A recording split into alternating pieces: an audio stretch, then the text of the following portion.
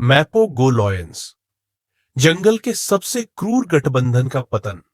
पिछले भाग में हमने देखा कि मैपोगोलॉयंस कैसे जंगल के सबसे शक्तिशाली और क्रूर गठबंधन के रूप में उभरे। उनकी ताकत, रणनीति और निर्दयता ने पूरे जंगल को भयभीत कर दिया था। लेकिन सत्ता के शिखर पर पहुंचने के बाद धीरे धीरे उनके पतन की शुरुआत हुई।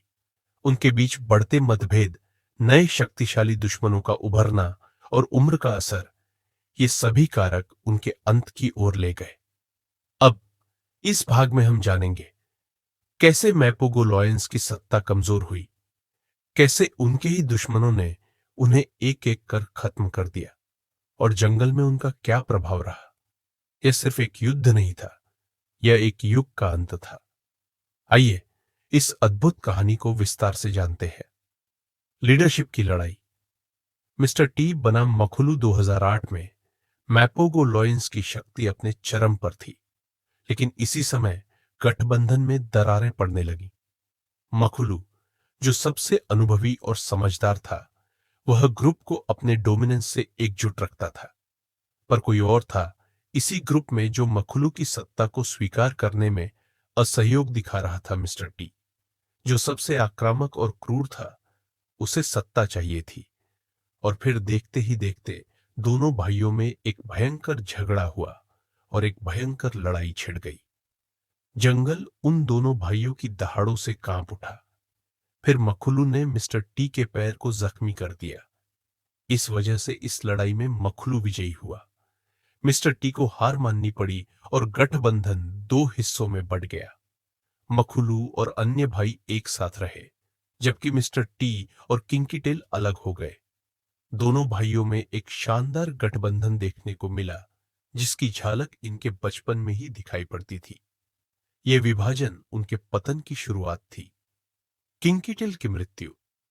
प्रतिशोध की ज्वाला। मिस्टर टी और किंकीटेल ने अपने क्षेत्र में अन्य गठबंधनों पर हमले शुरू कर दिए। लगभग 2 सालों तक सब ठीक था, पर उन्होंने एक अन्य गठबंधन मजिंगलानी के इनके क्षेत्र में आने पर दोनों भाइयों ने उनमें से एक शेर को चालाकी से अलग करके मार दिया। अब क्या था? मजिंगालानी शेर गठबंधन गुस्से से पागल होकर मिस्टर टी और उसके भाई किंकीटेल को ढूंढने लगे। इत्तेफाक से उनको इन भाइयों में से एक किंकीटेल मिल भी जाता है और इनकी खूंखार लड़ाई चालू हो जाती है। लेकिन एक अकेला शेर पूरे मजिंगालानी गठबंधन के आगे क्या कर सकता था? मिस्टर टी के वहां पहुंचने तक किंकीटेल की हालत बहुत खराब हो चुकी थी, पर मिस्टर टी बिना कुछ देखे अपने भाई को बचाने के लिए उनसे भिड़ जाता। पर उन शेरों के आगे इसे अपनी जान बचाकर वहां से भागना पड़ता है।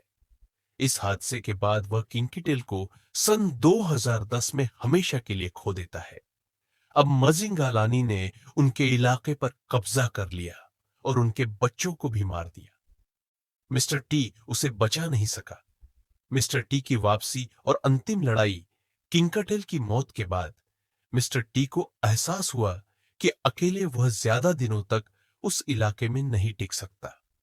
वह वापस अपने भाई मखोलू और अन्य भाइयों के पास गया। लेकिन आश्चर्य की बात यह थी कि उन्होंने उसे फिर से स्वीकार कर लिया। लेकिन यह एक अस्थायी राहत थी। इसके बाद मिस्टर टी ने अपने ही भाइयों के बच्चों को मारना शुरू कर दिया।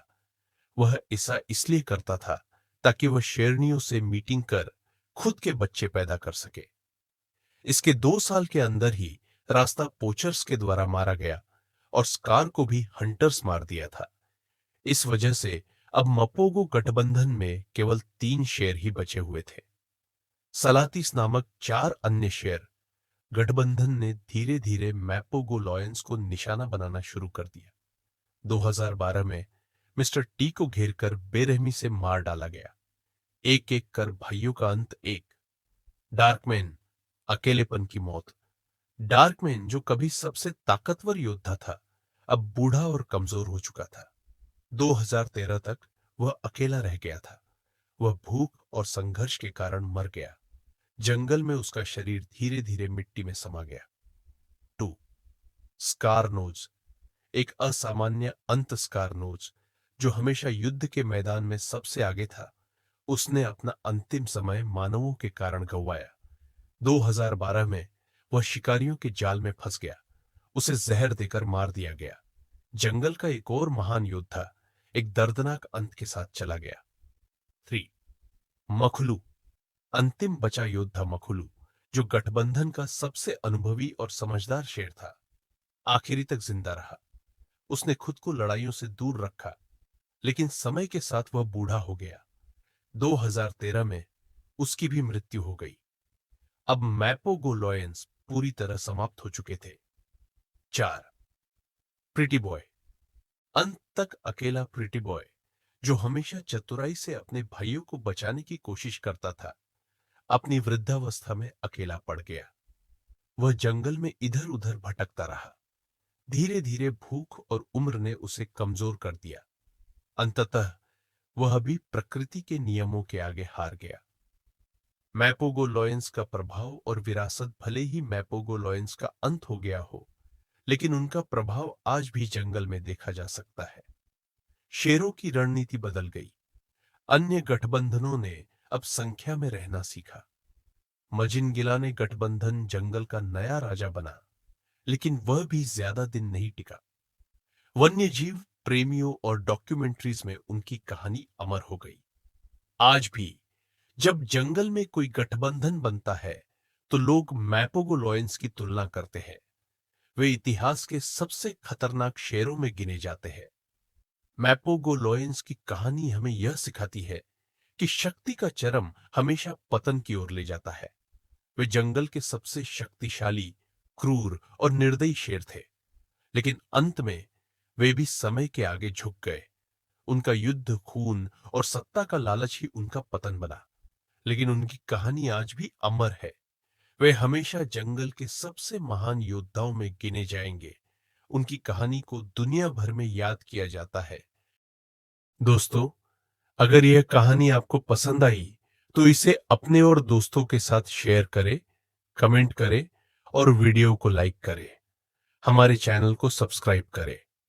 जल्द ही हम ऐसी ही एक और दिलचस्प कहानी लेकर आ रहे हैं, क्योंकि हमारा मानना है हर शिकारी की अपनी कहानी होती है, ताकत, संघर्ष और अस्तित्व की।